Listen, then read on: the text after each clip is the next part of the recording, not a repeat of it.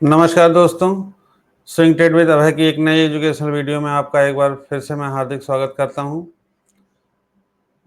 मित्रों, पिछले काफ़ी दिनों से जो है मार्केट में एक अच्छी गिरावट हो रही है और करीब 2000 से ऊपर के पॉइंट जो है गिर चुके हैं। 2000 से हम और इसका कई कारण हो सकता है, जो कि हमारा जो ग्लोबल लेवल पे अगर देखें तो लड़ाइयाँ चल रही हैं और वो लड़ाइयों को और भी आगे होने की भी संभावना ऐसी लग रही है, चूँकि ईरान भी डायरेक्टली रूप से इन्वॉल्व हो गया है अभी रसिया के साथ। तो कहीं न कहीं इज़राइल, रसिया और चूँकि अभी मोदी जी रसिया गए हुए थे तो उसका एक अलग इम्पैक्ट पड़ रहा है। हालाँकि कहने का ये मतलब है कि हर चीज़ों का मार्केट एक टाइम पे डिस्काउंट करता है मित्रों। बस इस बात को ध्यान रखने की ज़रूरत है कि घटना होने से पहले ही मार्केट अपने आप को डिस्काउंट कर लेता है और वहाँ तक गिर जाता है, और जब वो चीज़ें शुरू होनी होती हैं तो फिर मार्केट भागता रहता है। अगर हम 2020 में देखें तो 2020 के दौरान जब कोविड एकदम अपने चरम पे था तो मार्केट भाग रहा था, लेकिन उससे पहले मार्केट में एक अच्छी गिरावट आई। तो मार्केट उस चीज़ को पहले ही भाँप लेता है कि क्या चीज़ होने होने जा रही है, तो उसको डिस्काउंट कर लेता है। तो अब ये डिस्काउंटिंग कहाँ तक चलती है, किस तरीके से चलती है और गिरावट कहाँ तक होती है, ये तो कह पाना अभी बहुत मुश्किल है। लेकिन एक रिवर्सल का इंतज़ार है। जिस दिन रिवर्सल होगा तो भले वो घटना होती रहे, लेकिन मार्केट रिवर्ट कर जाएगा।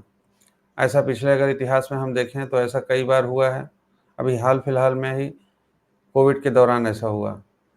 तो हालाँकि मेरा अपना ऐसा मानना है, मेरा अपना व्यू है। तो आइए हम जानने की और कोशिश करते हैं कि निफ्टी का क्या चाल होगा इस आने वाले हफ्ते में।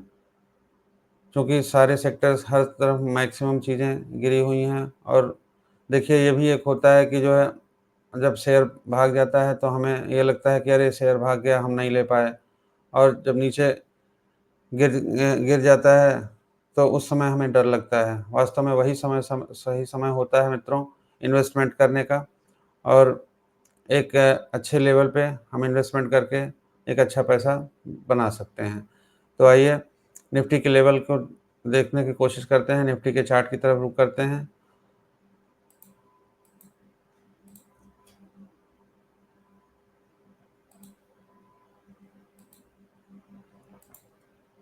ये रहा मित्रों आपके सामने निफ्टी का डेली चार्ट।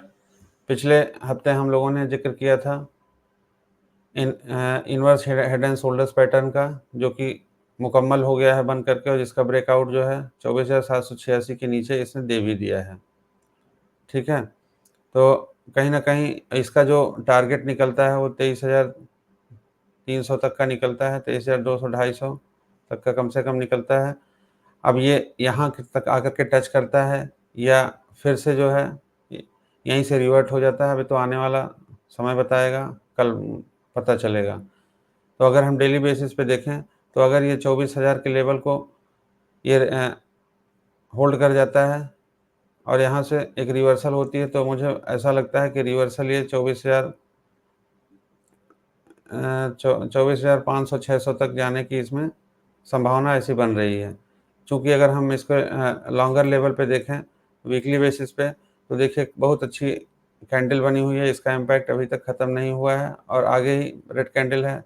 और अगर मंथली चूँकि हमारा क्लोज़ होने वाला है, मंथली बेसिस पे अगर हम देखें, तो एक बहुत अच्छा बेयरिश एंगल्फिंग का पैटर्न बना हुआ है, जिसकी गिरावट हमें देखने को मिल रही है, और ये पिछले 3 महीने के लो को तोड़ने की तैयारी कर रहा है। अगर इस लेवल को ये क्रॉस करके नीचे चला जाता है तो कहीं न कहीं एक गिरावट और भी गहरा सकती है।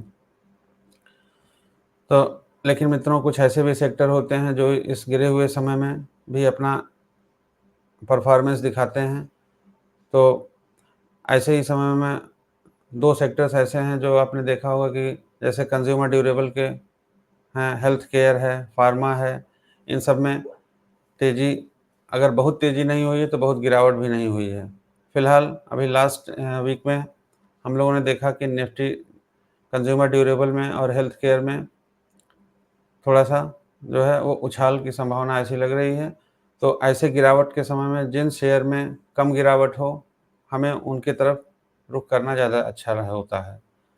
तो जो शेयर कम गिरे हैं या नहीं गिरे हैं या बहुत 2%, 1%, 3% तक गिरे हुए हैं, क्योंकि ऐसे मार्केट में बहुत सारे स्टॉक्स ऐसे हैं जो 30%, 40%, 50% तक का जो है अ, गिर चुके हैं। लेकिन बहुत सारे ऐसे भी हैं जो इस 2200 के पॉइंट की गिरावट में इतना ज़्यादा अभी गिरावट उसमें उन शेयर्स में नहीं हुई। तो हमको मजबूत शेयर पकड़ना है मित्रों। तो उन्हीं मजबूत शेयर में आपके लिए 2 शेयर बहुत अच्छे ढूँढ करके लेके आया हूँ, जिसको आप देख सकते हैं, समझ सकते हैं और उसको जो उसपे जो है अपनी जो है आप अपने वित्तीय सलाहकार से पूछ करके उसमें भी पोज़ीशन ले भी सकते हैं। फिलहाल आइए हम देखते हैं सबसे पहले अ, कंज़्यूमर ड्यूरेबल गुड्स और हेल्थ केयर के 2 स्टॉक जो मैं आपके लिए लेकर के आया हूँ, जिसमें एक है आईएफबीआई इंडस्ट्री जो कि कंज़्यूमर ड्यूरेबल गुड्स का है, तो और दूसरा है रेनबो, ठीक है? रेनबो जो है ये हेल्थ केयर सेक्टर का है, जो कि पिछले सप्ताह में इसने एक जो है काफ़ी अच्छी तेज़ी दिखाई। ऐसा लग रहा है कि आने वाले समय में इसमें एक तेज़ी बन सकती है। तो आइए सबसे पहले हम रेनबो के चार्ट की तरफ रुख करते हैं। रेनबो का चार्ट देखने के पहले हम ये जानने की कोशिश करते हैं कि जो है रेनबो का फंडामेंटल किस तरीके से है। तो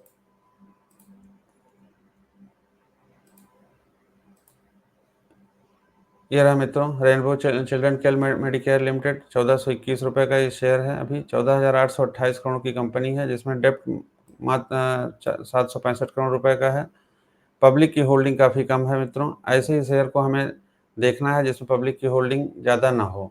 प्रमोटर्स की होल्डिंग 49.8% है और अगर हम इसका पी रेशियो का चार्ट देखें तो शेयर थोड़ा-सा महँगा है, लेकिन ये आने वाले टाइम में ये काफ़ी इसका फ्यूचर अच्छा मुझे लग रहा है। मैंने फंडामेंटल इसकी रीड किया है। आप भी इसके फंडामेंटल्स को अपने स्तर से रीड कर सकते हैं। अब आइए इन्वेस्टर्स को हम देखते हैं, तो प्रमोटर्स करीब 50% के हैं, आस-पास हैं। हालाँकि कुछ शेयर इन्होंने सितंबर क्वार्टर में कुछ कम किया है, जिसका असर देखिए एफआईआई ने बाइंग किया है और डीआईआईज़ ने बाइंग किया है। लेकिन पब्लिक ने कुछ अपनी होल्डिंग को कम किया है। तो ये फंडामेंटली मुझे बहुत स्ट्रॉन्ग लग रहा है। अब आइए इसकी चार्ट की तरफ हम रुख करते हैं। चार्ट क्या कहता है इसका?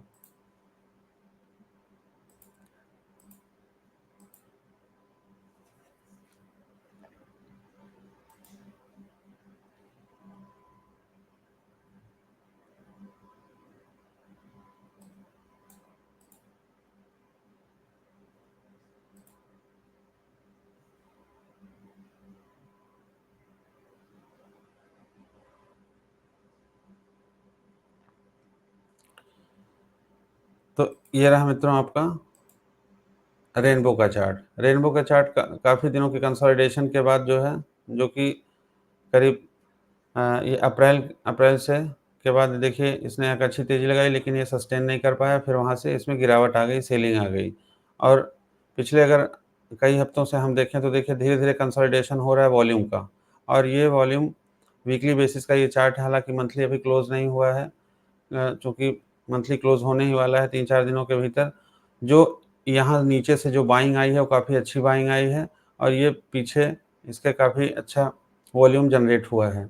अगर डेली बेसिस पे इसको हम देखें तो डेली बेसिस पे इसने ब्रेकआउट कर दिया है, थ्री राइजिंग पैटर्न बना करके इसने इसको ब्रेकआउट कर दिया है और इस गिरावट के माहौल में अगर ये तेज़ी दिखा रहा है, ये मजबूती दिखा रहा है, तो इसका मतलब है कि अगर जैसे ही मार्केट सुधरेगी तो ये अपनी अच्छी चाल में आ सकता है। अब मैं अगर इसका मंथली चार्ट आपको दिखाऊँ, तो मंथली चार्ट में गिरावट जो हुई है, वो देखिए इसने अभी इस मंथ के लो को इसने तोड़ा नहीं है। कहीं न कहीं इसमें तेज़ी मुझे बनने के आसार ऐसे समझ में आ रहे हैं। अब दूसरा एक मैंने आपके लिए सर्च किया है जो कि कंज़्यूमर ड्यूरेबल गुड्स का चार्ट है, तो उसका नाम है आईएफबीआई इंडस्ट्री। आईएफबीआई इंडस्ट्री की का चार्ट देखने से पहले मैं आपको फंडामेंटल एनालिसिस की तरफ लिए चलता हूँ। फंडामेंटल एनालिसिस हम देखने की कोशिश करते हैं कि इसका क्या फंडामेंटल एनालिसिस है।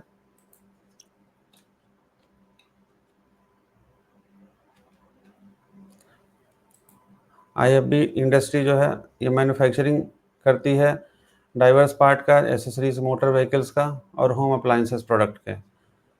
8,127 करोड़ की कंपनी है ये, जिसमें डेप्ट खाली 164 करोड़ रुपए का है। जो पब्लिक की होल्डिंग है वो 17.2% की है। अब आइए इसका पी चार्ट हम देखने की कोशिश करते हैं। जो इसका पी चार्ट है वो मित्रों अगर देखिए तो काफ़ी सस्ते रेट पे अभी भी मिल रहा है, ठीक है। और अगर इसका इन्वेस्टर्स पोर्टफोलियो हम देखें तो 75% के आसपास इसमें प्रमोटर्स की होल्डिंग है और एफआईआईज ने सितंबर इस क्वार्टर में कुछ बढ़ाया है और डीआईएस ने थोड़ा सा कम किया है और पब्लिक ने भी थोड़ा सा कम किया है। तो अब आइए इसके चार्ट की तरफ रुख करते हैं और चार्ट जानने की कोशिश करते हैं कि चार्ट में क्या कह रहा है।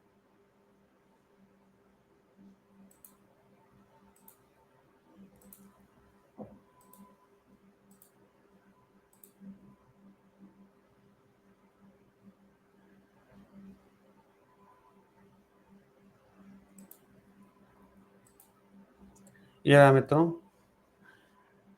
डेली का चार्ट। फिलहाल हम वीकली चार्ट पहले देखते हैं। ये सबसे पहले तो आप ये देखिए कि बहुत अच्छा वॉल्यूम के साथ जो है इसने ब्रेकआउट किया था, लेकिन ये ब्रेकआउट को रिटेस्ट करके ये आकर के फिर उसी लेवल पे पहुंचा है और इसने थोड़ा सा इसमें बाइंग आई है। अगर वीकली बेसिस पे हम देखें तो बाइंग को आपको दिख जाएगी और अगर मंथली बेसिस पे देखें तो मंथली बेसिस पे भी इसने जो पिछले मंथ का जो लो था इस लो को इसने तोड़ा नहीं है, ठीक है। तो ये कहीं न कहीं मुझे बहुत अच्छा लग रहा है ये भी। और इस गिरावट के माहौल में अगर ये सस्टेन किया हुआ है तो ये निश्चित रूप से इस शेयर में मजबूती है और हमें ऐसे ही शेयर्स को ढूँढना है जिसमें मजबूती हो इस गिरे हुए माहौल में भी।